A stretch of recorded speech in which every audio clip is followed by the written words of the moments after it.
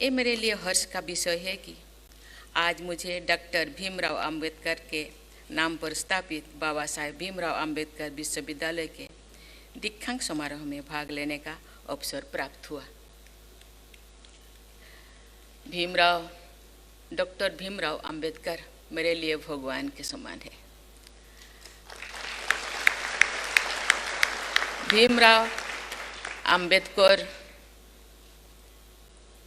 कुछ ऐसे किए थे जिसके लिए मैं आपके सामने खड़ी हूँ।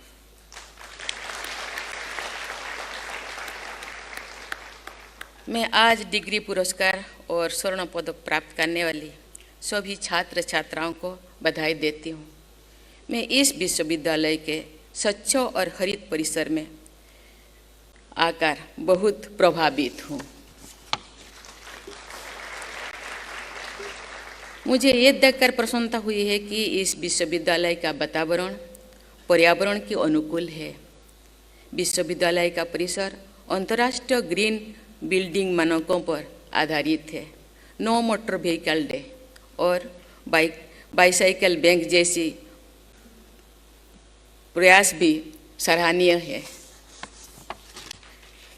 नवीनतम प्रौद्योगिकी का उपयोग करने तथा विद्यार्थियों के ज्ञान और कौशल को बढ़ाने के लिए ये विश्वविद्यालय देश के कई प्रमुख संस्थानों जैसे central drug research institute, NIPER, rivalry और IIT BHU के साथ सहयोग करके आगे बढ़ रहा है। मैं इसके लिए आप सबकी सराहना करती हूँ। बाबा साहेब आम्बेडकर के जीवन में जितना संघर्ष था उतनी ही उनकी उल्लेखनीय भी कार्य था। बचपन से ही मेधावी छात्र रहे डॉक्टर आम्बेडकर ने अनेक चुनौतियों और बाधाओं का सामना करते हुए देश विदेश में श्रेष्ठ शिक्षा हासिल की।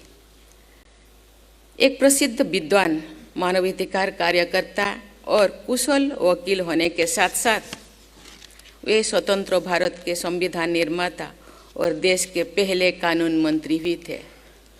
अपनी दूरदृष्टि के द्वारा उन्होंने अपनी व्यक्तिगत उपलब्धियां का इस्तेमाल और समाज कल्याण हेतु व्यवस्थाओं और प्रक्रिया को सुधारने के लिए किया।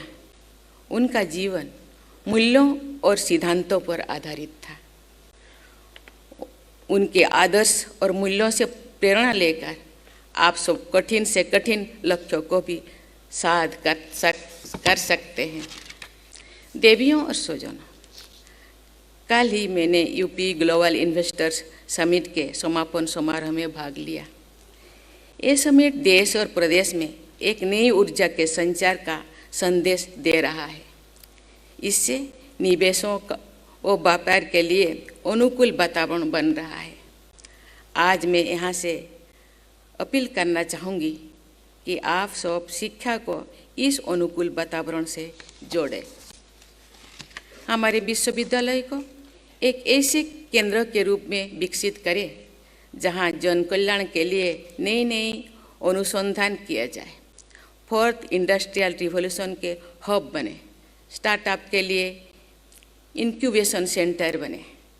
मुझे हार्दिक प्रसन्नता होगी यदि हमारे शिक्षण संस्थान देश और प्रदेश में नई क्रांति और सामाजिक संपन्नता और समता के संदेश वाहक भी बने। आज भारत विश्व का तीसरा सबसे बड़ा स्टार्टअप इकोसिस्टम वाला देश है।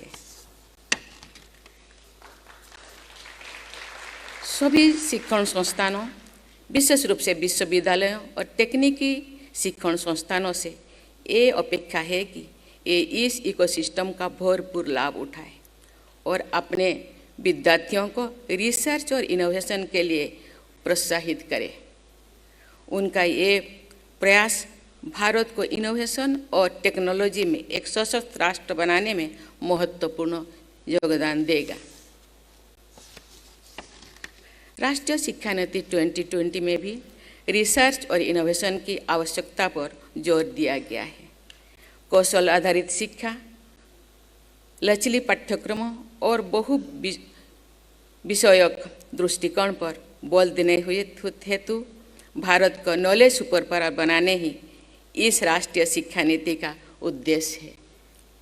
बाबा साहेब भीमराव अंबेडकर विश्वविद्यालय को इस शिक्षा नीति को लागू करने में तत्परता दिखाने के लिए मैं बहुत बहुत बधाई देती हूँ। देवियों और स्वजनों, बाबा साहेब अम्बेडकर का मानना था कि गरीब और ज़रूरतमंद लोगों तक शिक्षा की सुविधाएं पहुंचना एक विश्वविद्यालय का मूलभूत कर्तव्य है। उनके अनुसार एक शिक्षण संस्थान को सभी वर्गों के विद्यार्थियों के बिना, किसी भेदभाव के बिना अच्छे शिक्षा देनी चाहिए। मुझे बताया गया है कि ये विश्वविद्यालय अनुसूचित जाति और अनुसूचित जनजाति के विद्यार्थियों को 50% आरक्षण देकर उनके उत्थान के लिए सराहनीय कार्य कर रहा है। मुझे विश्वास है कि बाबा साहेब अम्बेडकर के नाम पर बना ये विश्वविद्यालय उनके आदर्शों के अनुसार देश प्रदेश में शिक्षा का प्रसार करता रहेगा। आज इस विश्वविद्यालय में Birsa Munda students activity centre का उद्घाटन करके मुझे बहुत प्रसन्नता हो रही है। भगवान बिरसा मुंडा की जीवनी युवाओं के लिए प्रेरणा का स्रोत है। मुझे विश्वास है कि विभिन्न स्पोर्ट्स फैसिलिटी से युक्त ये सेंटर स्टूडेंट्स की फिजिकल फिटनेस के साथ साथ उनके ऑलराउंड डेवलपमेंट में भी मदद करेगा। मैं भगवान बिरसा मुंडा के नाम पर स्टूडेंट एक्टिविटी सेंटर बनाने के लिए विश्वविद्यालय की पूरी टीम को बधाई देती हूँ। प्यारे विद्यार्थियों, दीक्षांत समारोह विश्वविद्यालय और विद्यार्थियों के लिए एक अत्यंत महत्वपूर्ण अवसर होता है। आज के दिन आपको कई सालों की कड़ी मेहनत का फल मिलता है। ये आपके और आपके परिवार के लिए हर्ष, उल्लास और गर्व का क्षण होता है। मुझे बताया गया है कि आज डिग्री लेने वाली विद्यार्थियों में से 42% लड़कियां हैं। साथ ही गोल्ड मेडल पाने वाली भी 60% छात्राएं हैं। मैं सभी विद्यार्थियों को बधाई देती हूं और बेटियों की विशेष सराहना करती हूं। इस अवसर पर मैं उन सभी अभिभावकों को भी बधाई देती हूं जिन्होंने अपनी मेहनत और तपस्या से देश को इस युवा शक्ति से धनी किया। मैं सभी शिक्षकों को भी सराहना करती हूं जिन्होंने अपने मेहनत और समर्पण से इन छात्र छात्राओं को ज्ञान से समृद्ध किया। आज इस अवसर पर मैं सभी विद्यार्थियों से कहना चाहूँगी कि जीवन में आप जो भी बनना चाहते हैं उसके लिए आज से ही प्रयास करें और अपने लक्ष्यों को कभी भी अपने मन मस्तिष्क से दूर ना होने दें। आप में से कोई विद्यार्थी प्राइवेट सेक्टर में नौकरी करेंगे, कुछ सरकारी सेवाओं में के जरिए अपने जीवन लक्ष्यों को हासिल करने के लिए अभी से सोच रहे होंगे। कुछ बच्चे एंटरप्रेन्योर्स बनेंगे।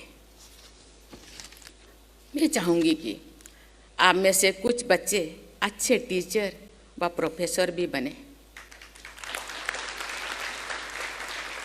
एजुकेशन और टीचिंग एक दूसरे से जुड़े हुए हैं। उत्तम शिक्षा व्यवस्था के लिए उत्तम शिक्षकों का होना बहुत ही जरूरी है। राष्ट्रीय शिक्षा नीति 2020 भी इस बात पर जोर देती है कि शिक्षकों को शिक्षा व्यवस्था में मूलभूत सुधारों के केंद्र में होना चाहिए। इसलिए शिक्षकों और टीचिंग प्रोफेशन को पूरा सम्मान मिलना चाहिए। हमारे होनहार छात्र छात्राओं को टीचिंग को एक प्रोफेशन के रूप में अपनाकर देश के भविष्य को सुंदर बनाने में बहुमूल्य योगदान देना चाहिए।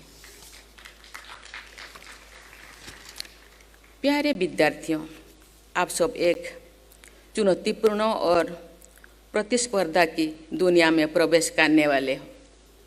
मुझे विश्वास है कि इस विश्वविद्यालय ने आपको हर चुनौती का सामना करने और देश की सेवा करने के लिए सक्षम बनाए हैं। आप अपने पूरे क्षमता का उपयोग करें और देश को विकास के पथ पर आगे लेकर जाने का संकल्प लें। आप सब शिक्षा और ज्ञान के बल पर जीवन में खूब उन्नति करें, ऐसा मुझे विश्वास है। लेकिन इसके साथ साथ अपने संस्कारों और संस्कृति से जुड़े रहना बहुत जरूरी है, तभी आप एक सार्थक और संतोषजनक जीवन जी सकते हैं, जो दूसरों के लिए भी प्रेरणा का स्रोत बने। अमृतकाल का ये समय सक्रियता और प्रगतिशीलता का है। देश प्रगति की राह पर आगे बढ़ रहा है।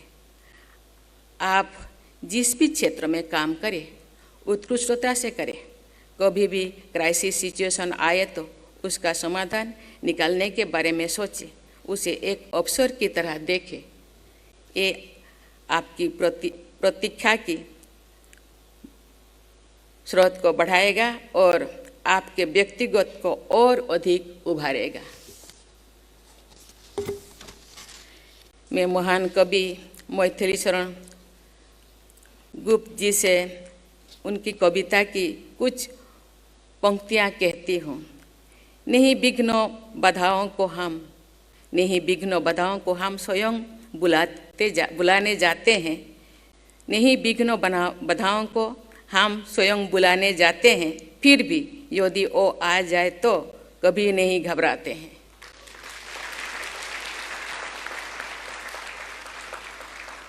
मेरे मत में तो विपदाएं हैं प्राकृतिक परीक्षाएं, उनसे वही डरे जो कच्चे हो, जिनकी शिक्षा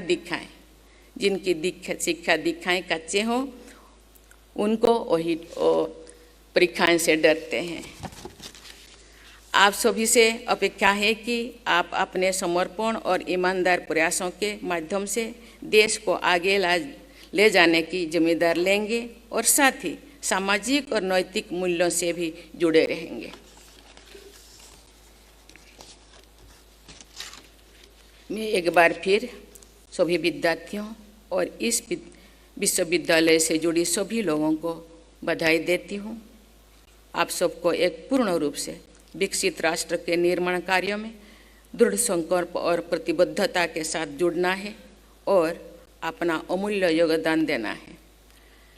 आपके स्वर्णिम भविष्य के लिए मेरी अनेक शुभकामनाएं। धन्यवाद। जय हिंद, जय भारत।